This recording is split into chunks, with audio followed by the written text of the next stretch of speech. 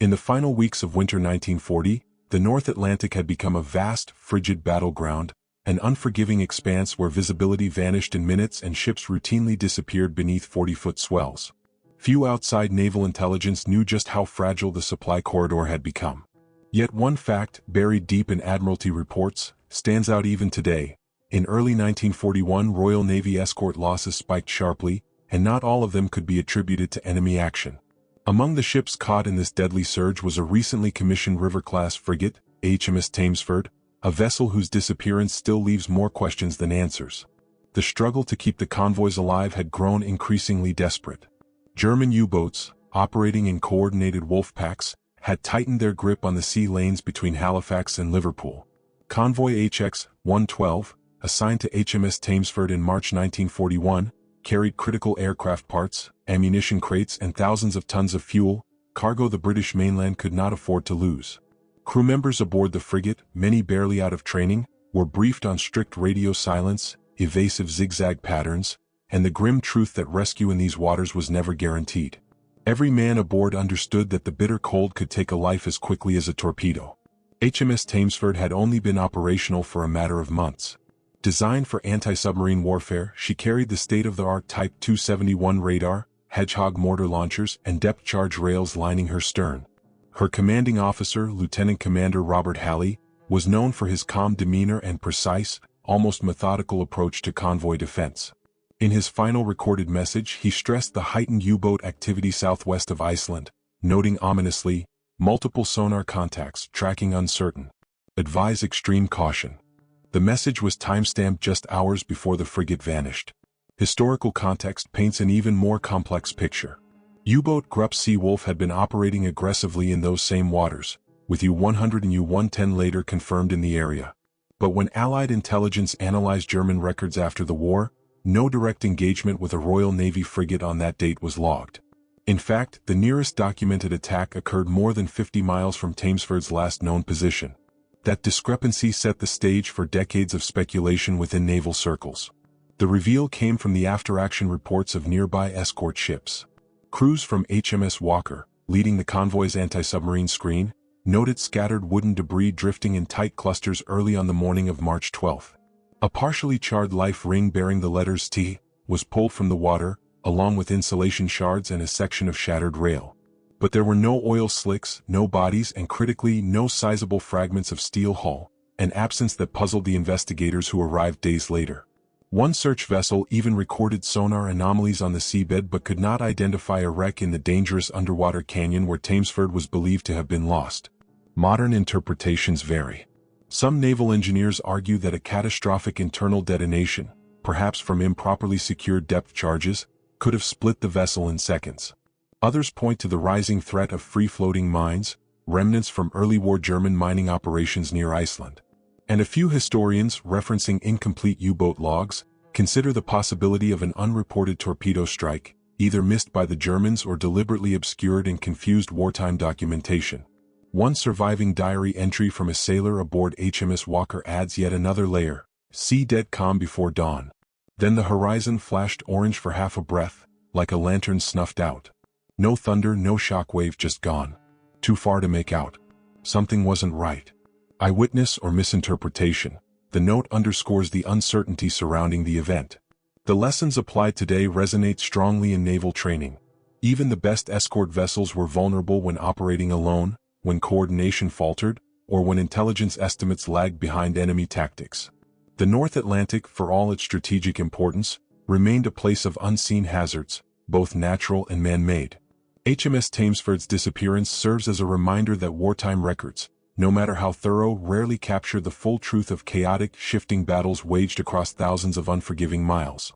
As Convoy HX-112 pressed eastward without its missing guardian, the Admiralty classified Thamesford as a wartime loss, its cause officially undetermined.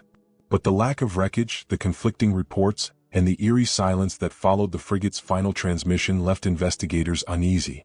And as later disappearances would show, Thamesford was only the first in a pattern the Royal Navy could not explain. The mystery of the missing frigate sets the stage for the next case, one that unfolded under even harsher conditions and deepened the Admiralty's growing concern over a string of unexplained wartime vanishings. By late 1941, the Battle of the Atlantic had entered one of its most volatile phases. The German Kriegsmarine had refined its Wolfpack tactics to a deadly precision, and Allied escort groups were being pushed to their limits. Amid this escalating contest came one of the most perplexing disappearances of the war, the loss of HMS Brampton, a river-class frigate assigned to the battle-tested 5th Escort Group. Unlike other wartime sinkings, this one left no trail, no survivors, and not a single confirmed enemy attack to explain what had happened. The struggle surrounding Convoy on 37 began before the ships even left their staging point in Lockheed.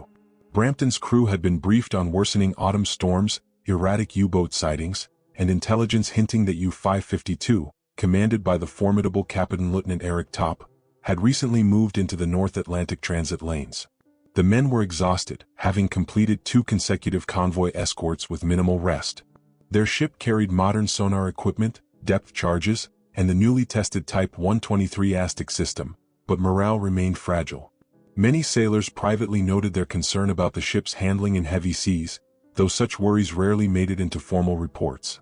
As the convoy moved westward in October 1941, the weather turned catastrophic. Eyewitness accounts from nearby escorts described swells towering over the bow and winds so violent they tore at steel plating. Brampton was assigned a forward patrol position, sweeping the sea ahead of the convoy for U-boats attempting to break through the screen. In such storms, sonar became almost useless, battered by the constant roar of water against the hull. The ship's radar, too, became unreliable, frequently flickering offline as the antennas iced over. The historical insight that frames the mystery comes from Brampton's final recorded contact. At 0207 hours, a garbled radio message reached HMS Verity, "Contact, bearing 230, tracking, engage." The rest was buried under static and interference. Officers on Verity assumed Brampton had detected U-552 or one of the submarines accompanying it. Yet German naval archives, examined after the war, contain no record of a U-boat attack at that time or location. U-552 was, in fact, confirmed to be over 100 nautical miles away attacking convoy HG-75. The absence of a corresponding German report left investigators struggling to reconstruct events. The reveal came from survivors aboard HMS Seagull, another escort. They recalled hearing a distant, muffled detonation sometime before 0300, an explosion without the sharp metallic echo typical of a torpedo strike. It was like thunder rolling underwater, one sailor noted in his testimony. Not a hit. More like something giving way. When dawn broke, Seagull reversed course to investigate. They found only fragments of wooden decking and a single oil-stained jacket drifting among the waves. No steel, no lifeboats, nothing that could definitively link the scene to Brampton. The Admiralty's post-loss assessment explored multiple possibilities. One theory pointed to catastrophic structural failure caused by the extreme weather. Some river-class frigates had shown weakness in the forward bulkheads when hammered by prolonged storms. Another theory considered the still unmapped fields of British naval mines laid earlier in the war, a chilling reminder that friendly explosives could be as dangerous as enemy ones. Yet the most contentious suggestion involved Brampton's own depth charges. If a rogue wave had slammed the stern or caused a rack to collapse, a chain detonation could have ripped the ship apart in seconds. Adding to the tension were entries recovered from the private logbook of Brampton's first lieutenant, preserved by his family decades later. In a passage dated 2 nights before the ship vanished, he wrote, "ASTIC returns erratic, possible false contacts. Crew nervous. Storm worsening. Heard metallic strain near midship but engineers found nothing." Though not official evidence, such notes underscored the sense that Brampton had been battling more than just the enemy, she was fighting the sea itself. Modern reflection on the disappearance highlights the limits of wartime record-keeping. Storms of this magnitude often masked evidence, erased wreckage fields, and silenced distress signals. Naval historians now believe the rising ferocity of weather in that region during the fall of 1941 may have contributed more to escort losses than previously understood. The disappearance of Brampton serves as a reminder that even well-equipped ships were vulnerable when placed alone at the edge of convoys, forced to face both the enemy and the environment with little support. The close of Brampton's story left the Admiralty uneasy. Unlike Thamesford, whose minimal debris at least offered clues, Brampton left virtually nothing. No confirmed enemy attack, no wreck site, and no documented survivors meant the cause remained officially unknown. For those investigating the chain of missing frigates, this second disappearance didn't just deepen the mystery, it challenged the Royal Navy's confidence in its own fleet. And as events in the Mediterranean would soon show, the pattern of unexplained losses was far from over. In the turbulent waters of the North Atlantic, where escort ships vanished as quickly as fog rolled in, one disappearance stands out for its sheer ambiguity: the loss of HMS Brampton's sister frigate, HMS Cavendish, during the build-up to Operation Harpoon in June 1942. At first glance, Cavendish's mission appeared straightforward: escort merchant vessels from Gibraltar to the besieged island of Malta. But eyewitness accounts, contradictory intelligence, and the ship's final cryptic radio message have made its disappearance one of the most perplexing mysteries of the Mediterranean campaign. Operation Harpoon was no ordinary convoy run. Malta, starved by Axis airstrikes and naval blockades, needed supplies desperately. Cavendish was assigned to Force X, a composite group of cruisers and escort ships tasked with punching through a gauntlet of Italian torpedo boats, German aircraft, and minefields strung across the Sicilian Narrows. The ship carried a crew of 143 sailors, many of whom had already survived multiple convoy battles. Their letters home, preserved today in family collections and regimental archives, carry the unmistakable weight of men who knew the odds were stacked against them. "If this run fails," one petty officer wrote, "Malta may fall. And we may go with her." The struggle began immediately after departure. Luftwaffe reconnaissance aircraft shadowed the convoy, broadcasting their position to Axis command stations in Sardinia and Sicily. Cavendish's role placed her along the convoy's eastern flank, where she would act as an early warning screen against both submarine and surface threats. Her primary weapon was the Type 128 ASTIC system, supplemented by a shallow water hydrophone array, tools that were reliable in the open Atlantic but notoriously difficult to use in the echo-laden, narrow Mediterranean channels. Historical context reveals just how dangerous this area had become. Italian MAS torpedo boats, German E-boats, and U-boats from the 29th Flotilla frequently operated near the straits, striking under cover of darkness. Allied signals intelligence had intercepted chatter suggesting Axis naval units were preparing a coordinated ambush. Yet despite these warnings, Cavendish received no directive to alter formation, only standard instructions for convoy defense. The reveal that continues to trouble historians came at 23:46 on June 13. At that moment, Cavendish transmitted a short, puzzling message to HMS Kenya, the group's lead cruiser: altering course per directive. Position green 15. The problem was simple and deeply unsettling. No such directive appeared in Kenya's logbook, nor in any coded message received from Gibraltar or London. The convoy commander, Rear Admiral Harold Burrow, later testified, "No change of course was ordered, and none should have been interpreted." Cavendish's signal was acknowledged, but within minutes her icon on the radar plot faded and vanished. Eyewitness accounts from other escorts provide fragments, but no clear picture. A sailor aboard HMS Ithuriel recalled seeing a brief glow on the horizon, though he could not confirm whether it was a flare, an explosion, or simply light reflecting off clouds. Another lookout from the destroyer HMS Partridge reported hearing a distant thump, as if a depth charge had gone off prematurely. The convoy could not halt to investigate. Axis aircraft were inbound, and any slowdown threatened the entire operation. At dawn, Partridge and Ithuriel circled back to conduct a search. The Mediterranean, usually generous with floating debris after naval combat, was strangely empty. Search crews found only a few splintered planks and a charred section of cork insulation, items too generic to conclusively tie to Cavendish. No oil slick, no lifeboats, and no bodies were ever recovered. Axis records, released years after the war, show no confirmed attack on a Royal Navy frigate that night. Italian naval logs, particularly those from MAS boats in the area, also fail to mention an engagement. The absence of enemy claims has fueled debate ever since. Investigators explored several hypotheses. One possibility was a drifting mine, part of the dense Italian minefields laid around Pantelleria and Cape Bon. Another considered an internal ammunition explosion, though Cavendish had no recorded problems with her magazines. Some engineers proposed that a sudden structural failure could have split the ship, an idea supported by wartime reports of metal fatigue in earlier River-class frigates. The most controversial theory, however, involved miscommunication. Had Cavendish intercepted a signal meant for another vessel? Or worse, had she received a false transmission broadcast intentionally by Axis forces, perhaps using captured Allied codes? Modern reflection puts the ship's final message at the center of the mystery.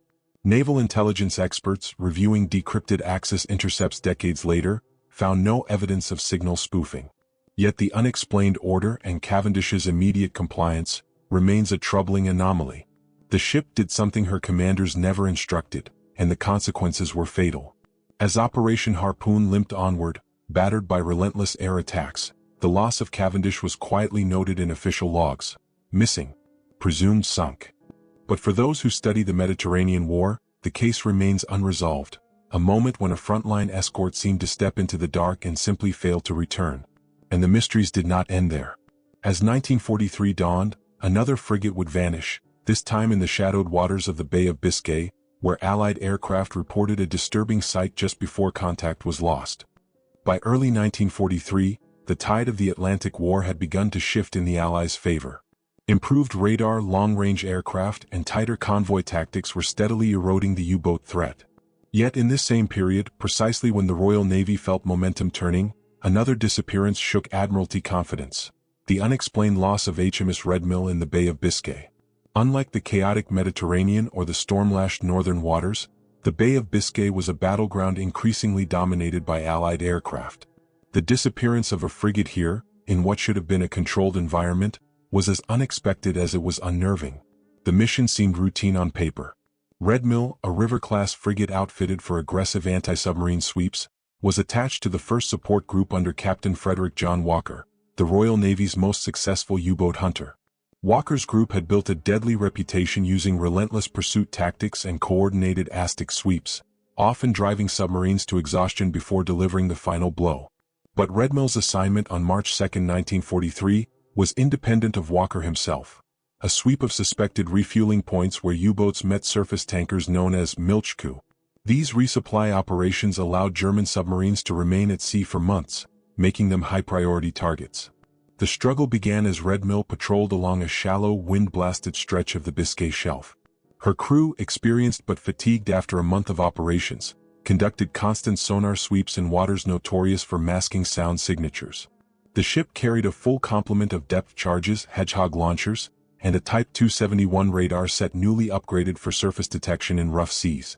Red Mill's captain, Lieutenant Commander Alan Roche, was known for taking calculated risks. He often pushed sonar operators to investigate faint contacts others might dismiss as biological noise or thermal layer distortions. Historical context reveals why this region mattered so much in early 1943. German U-boats were suffering rising losses as Allied air patrols intensified. To avoid detection, many began refueling at night, sometimes under heavy cloud cover or fog. RAF Coastal Command's No. 228 Squadron, flying Sunderland flying boats from Pembroke Dock, had been assigned to track these nocturnal movements. A log entry from one of those Sunderlands would later become central to the Red Mill mystery. The reveal took shape shortly after 2,100 hours on March 2. A Sunderland aircraft codenamed Blue Avon radioed an unusual sighting. A lone frigate, believed to be Red Mill, moving at reduced speed, shadowed by an unidentified vessel trailing roughly 1,500 meters astern. The Sunderland's observers described the shadowing craft as low in the water, silhouette unclear, possibly a trawler or small auxiliary. No such Allied vessel was scheduled to operate in that area. Moments later, the Sunderland was forced to break off due to worsening visibility. Red Mill's last communication came at 21:47. It was a brief, calm transmission, investigating contact. Will report. Nothing about the message suggested alarm. Yet no further signals were received.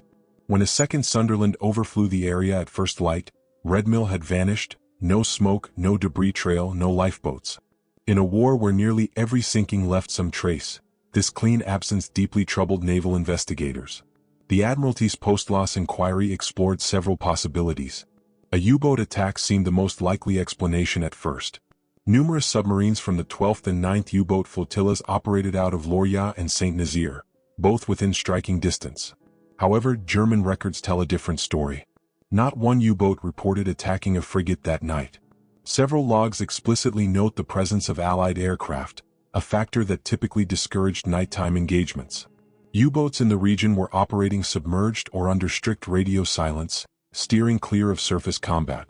Another theory considered the threat of German surface auxiliaries, small torpedo-armed patrol boats or converted trawlers used for nighttime operations.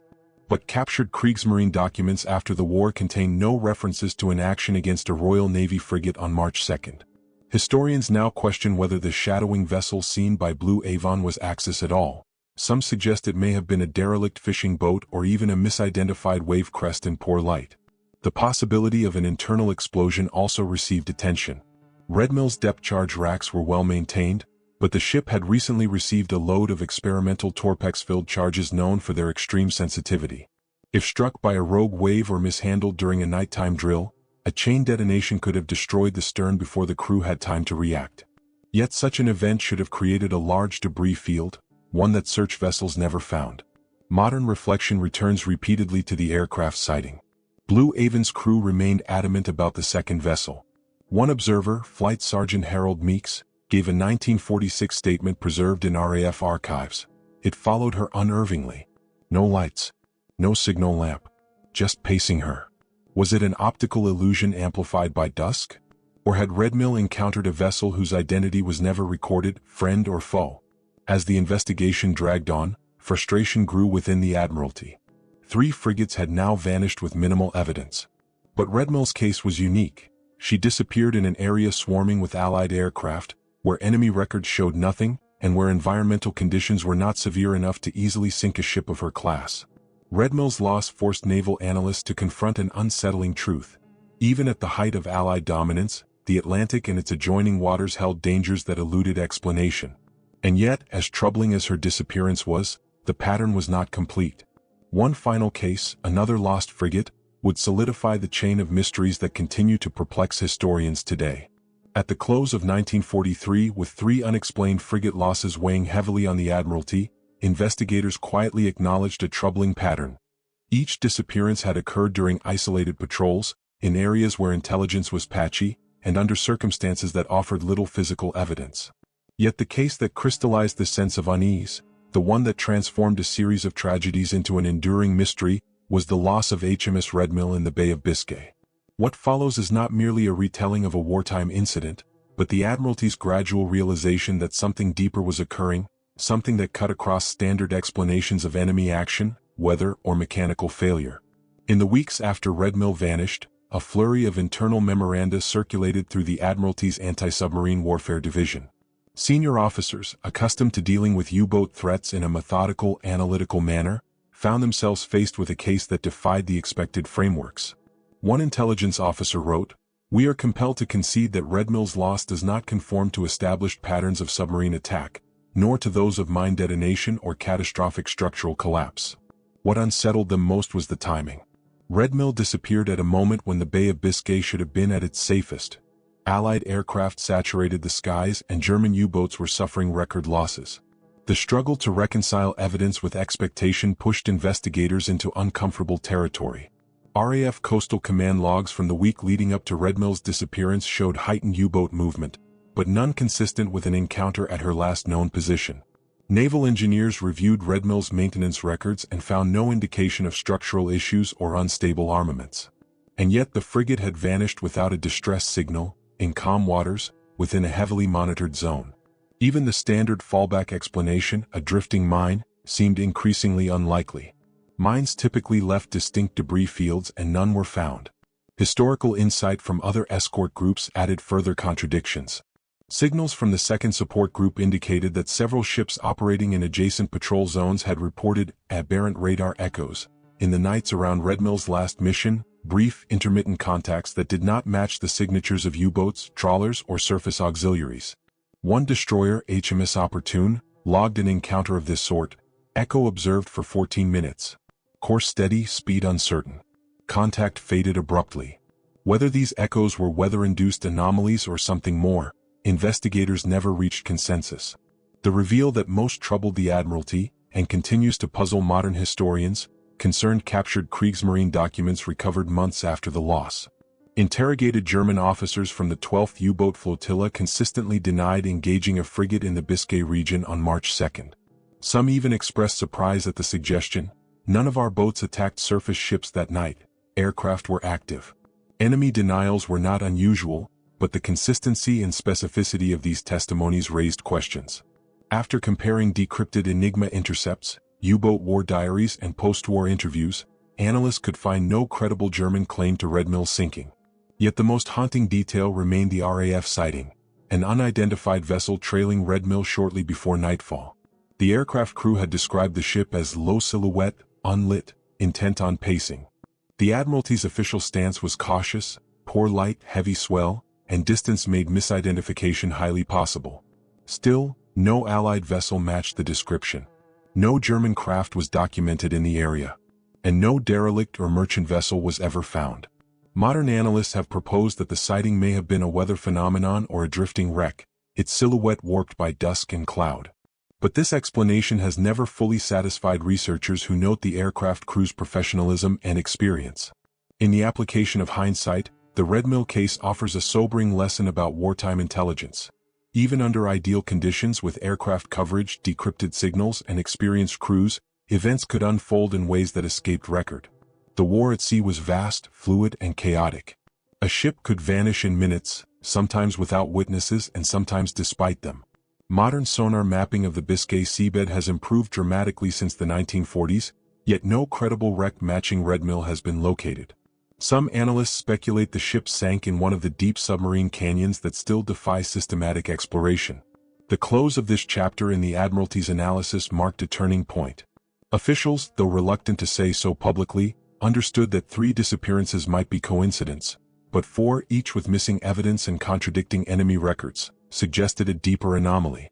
As one internal memo put it, we must consider the possibility that our understanding of these losses is incomplete, not through lack of effort, but through lack of surviving data.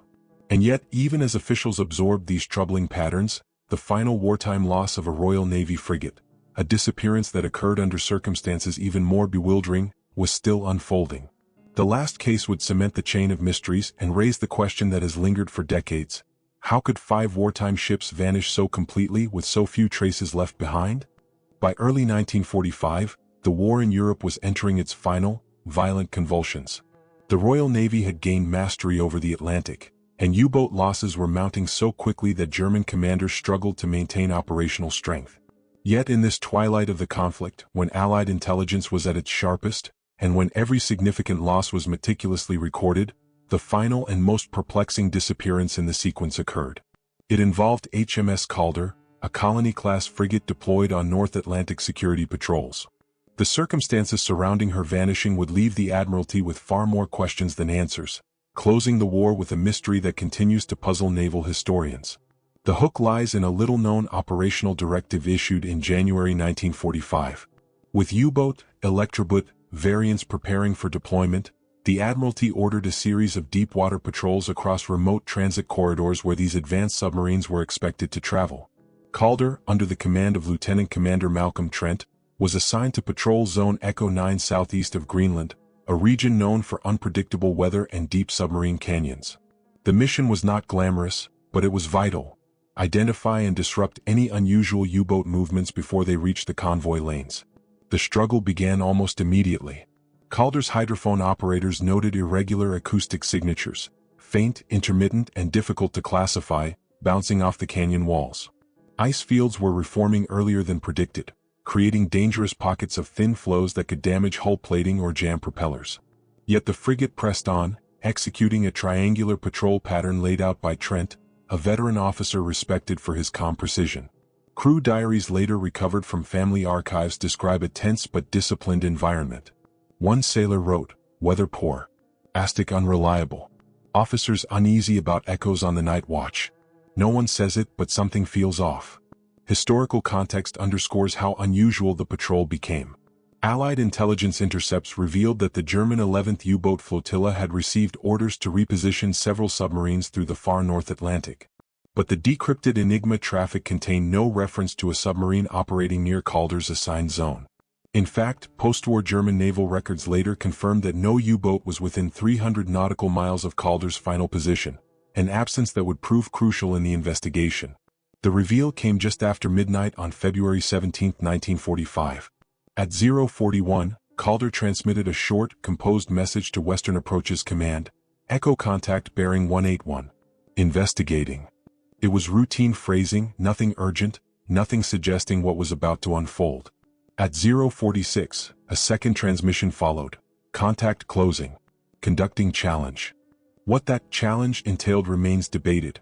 but under wartime protocol it implied that the frigate was attempting to signal or track an unidentified surface or submerged object. At 0:49, Calder sent her final message, altering to intercept. Standing by.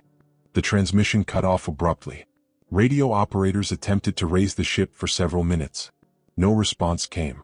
At dawn, a Liberator aircraft from RAF Coastal Command began a search sweep of Zone Echo 9. The crew expected to find lifeboats or debris, any trace of the missing frigate. Instead they found nothing. Not an oil slick, not a life jacket, not a single floating object. Later flights extended the search radius, but the sea remained eerily clean. Naval search vessels arrived days later, equipped with improved sonar, yet their sweeps turned up only deep-water anomalies that could not be positively identified. The Admiralty's inquiry was unusually thorough, and its contradictions unusually sharp. There were no mines in the area. No friendly vessels were operating nearby.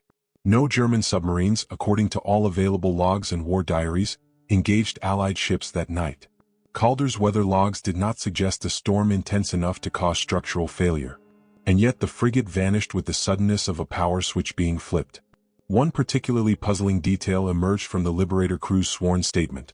During their initial sweep at sunrise, they detected a faint, indistinct slick on the water, too small to be from a fuel tank rupture, too dispersed to link directly to a frigate sinking. Analysts later suggested it may have been from a damaged aircraft or an old wreck. But the position matched Calder's estimated last location almost exactly. Whether this was coincidence or the only surviving trace of the frigate remains unresolved. The application of modern techniques has not helped.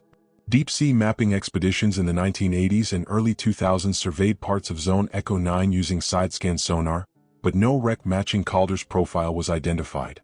The sea floor there drops steeply into uncharted trenches, and some maritime archaeologists believe the ship may have descended into a